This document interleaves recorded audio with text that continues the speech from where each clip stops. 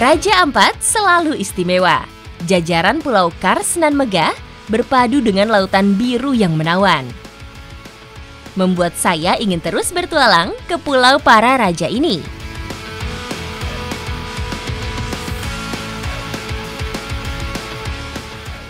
Sekarang saya sama tim Jejak Petualang, kita lagi mau menuju ke kampung paling utaranya Raja Ampat, Kampung Dorekar. Nah, di sini kebiasaannya kalau kita menuju ke suatu kampung, itu orang dari kampungnya yang jemput. Jadi tadi kita dijemput dari Waisai, balik lagi kampung sana tuh. Tidak hanya pulau-pulau Kars khas perairan Papua, ada juga kampung tradisional yang punya keramahan memikat. Seperti di pulau yang saya kunjungi ini, Dorekar.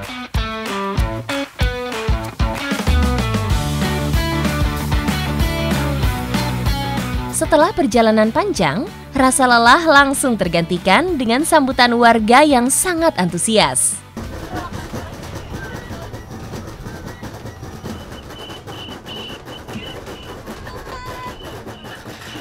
Kita udah sampai di Kampung Dorekar dan lihat itu semua anak-anak kecil satu kampung kayak pada ngumpul nyambutin Jejak Petualang. So seneng banget.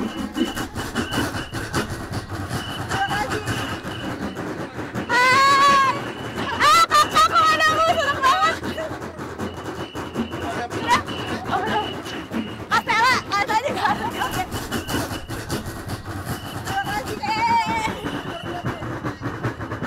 Jadi ini kebiasaannya masyarakat Dorekar kalau ada tamu, satu kampung semuanya kumpul buat menyambut tamunya. Ini tandanya kita diterima dengan senang hati sebagai saudara di sini. Seru banget!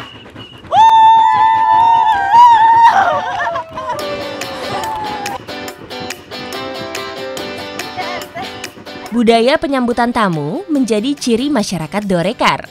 Selain itu, sebagai warga pesisir, orang-orang di Dorekar juga punya karakter yang ramah dan terbuka. Keceriaan dan kehangatan kental terasa. Bahkan di sepanjang jalan, ada saja warga yang keluar rumah dan ikut bergabung untuk bergembira bersama. Luar biasa ini capeknya dan kita bakal terus diarak ngelilingin bukan satu kampung tapi seluruh kampung yang ada di Kepulauan Ayau. Kurang lebih kalau dikiterin 3 kilo. Nah, ini lagi istirahat sebentar tapi mau mulai lagi.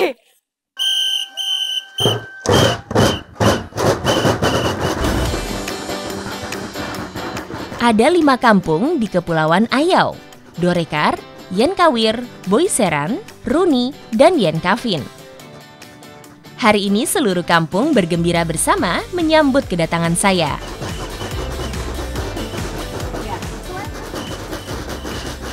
Yang kecil-kecil main campur, mama-mamanya main tuh.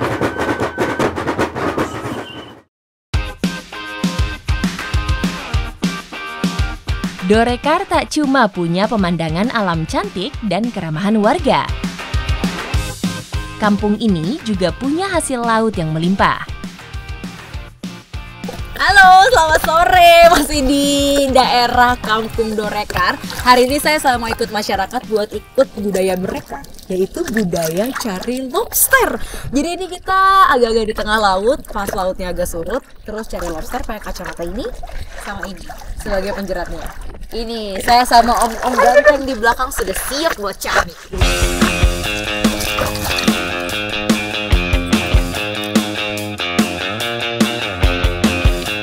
Lobster laut hidup di perairan berkarang dan berpasir.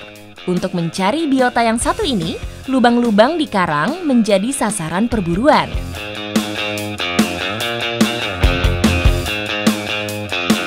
Mata harus jeli melihat target buruan di bawah air.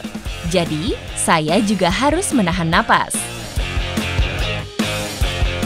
Yeay! Ini dapat satu lobsternya, ini jenisnya lobster bambu. Tadi agak PR juga ngejarnya karena dia kalau di air cepet banget. Jadi begitu saya lihat langsung masuk lagi ke rumahnya. Tapi untuk antenanya panjang, jadi bisa langsung dijerat pakai jebakan. Hore!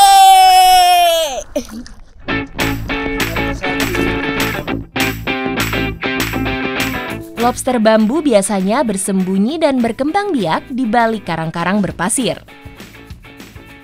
Biota dengan badan beruas ini ada di perairan dangkal hingga kedalaman 100 meter.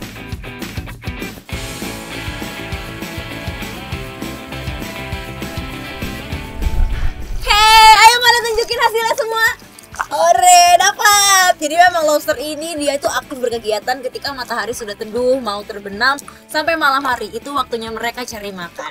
Makanya ini kita nggak gitu sulit dapatnya. Kalau siang-siang justru susah karena dia kepanasan atau tidur.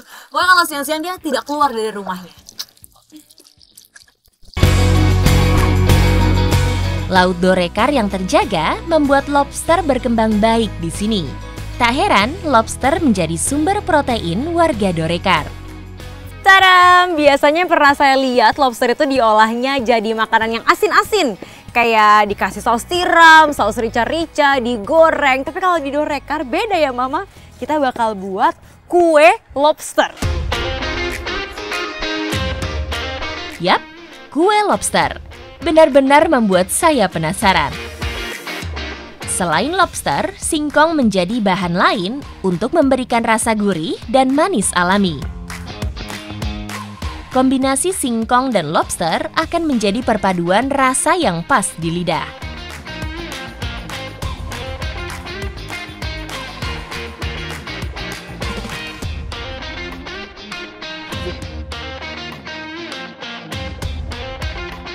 Jika kue biasanya punya cita rasa dominan manis, yang satu ini justru gurih pedas, karena ada tambahan cabai dan bawang.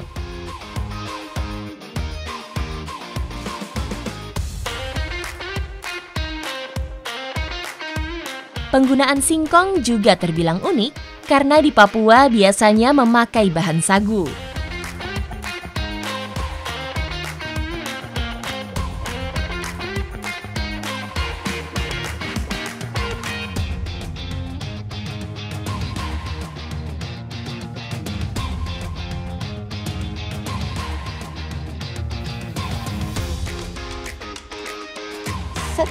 Mama, ini berapa lama kukusnya? Setengah jam? Setengah jam? 15 menit? Nah, jadi tinggal dikukus kurang lebih 15 menit. Saya udah gak sabar pengen ngerasain. Karena ini baru pertama kali saya makan lobster, tapi dibuat kue. Set!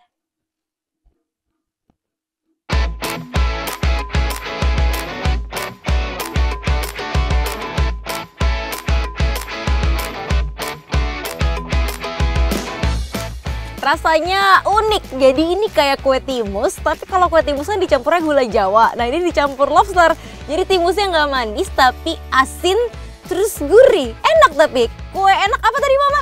Enak rawo. Kue enak rawo, apa Pak? Kue enak rawo, enak mantap artinya. Aduh.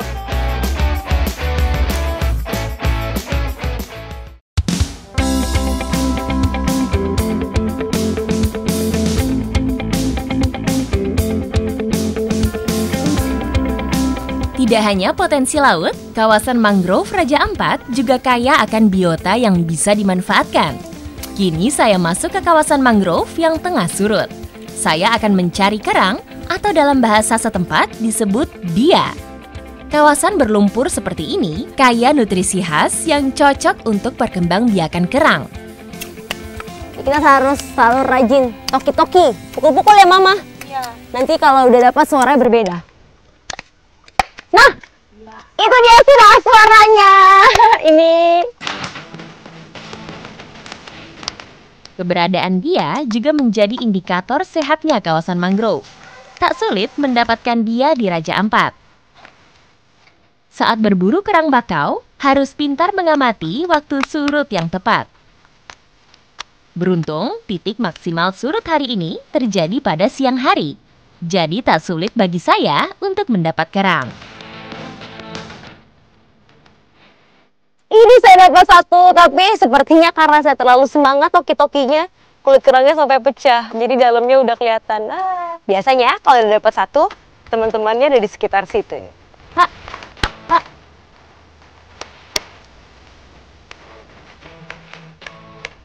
Ya.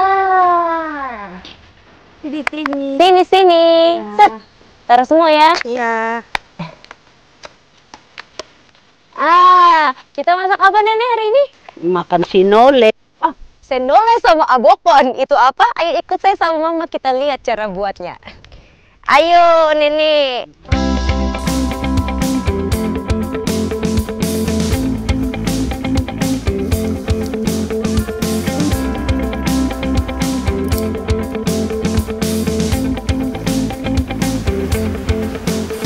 Ikan sudah ada, kerang bias sudah ada, kita sudah bisa buat abakon sama sinyole. Nah, buat abakon ternyata kerang bias yang bisa dipakai itu yang kulitnya masih sempurna. Jadi tadi kerang bias yang saya toki-toki terlalu keras terus kulitnya pecah, itu nggak bisa dipakai kulitnya. Jadi cuma bisa dipakai isinya aja. Gimana cara buatnya? Nanti habis ini saya mau belajar dulu dari mama. Cangkang kerang bakau yang sudah kosong harus dipanggang dulu agar kering dan muncul aroma khas. Cangkang berwarna gelap inilah yang nantinya akan digunakan sebagai wadah untuk memasak. Jadi abakon ini menurut saya unik banget. Biasanya kalau saya masak kerang itu langsung dipakai isinya terus kulitnya dibuang. Kalau di sini enggak. Nanti dimasukin sagu, dimasukin kerangnya, sagu lagi, dibakar sama kulit-kulitnya. Jadi ini makanan yang unik. Habis itu juga, nah sagunya ini tidak boleh terlalu rapat supaya nanti matang sampai dalam ya mama.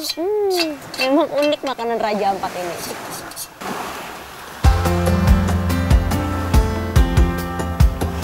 Kombinasi sagu mentah dan daging kerang ini dapat dicampur beragam bumbu. Kali ini saya ingin menikmati rasa abakon asli. Gurihnya sagu dan kerang bakar tanpa bumbu menjanjikan kelezatan yang saya cari. Sambil menunggu abakon matang, kami mengolah ikan segar yang akan dinikmati dengan olahan sinole khas Raja Ampat. Bumbu-bumbu sederhana dicampur irisan bawang, cabai, dan tomat yang akan menambah sedap rasa ikan segar yang direbus.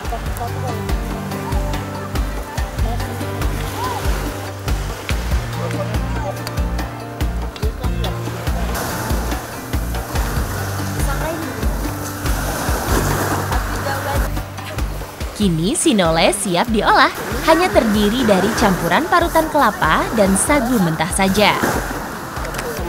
Keduanya disangrai di atas api besar hingga kecoklatan.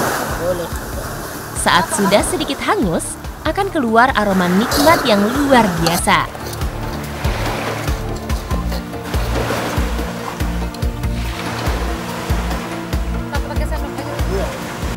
Lengkap sudah petualangan saya nyari kerang bia, molo cari ikan hari ini. Ini hasilnya, sinyole sama abakon ya mama? Abokon. Kalau dari tampaknya sih menggoda selera banget. Nggak tahu ya kalau rasanya seperti apa, saya belum pernah cobain. Yuk kita makan yuk. Ikan rebus dan sinole terasa unik di lidah saya. Rasa asli sagu, kerang, dan ikan segar ini begitu lezat. Berpadu aroma wangi dan manis yang khas.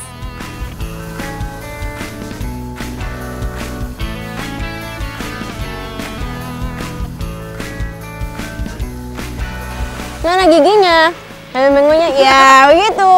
Nenek mana senyumnya? Nah enak, begitu dong.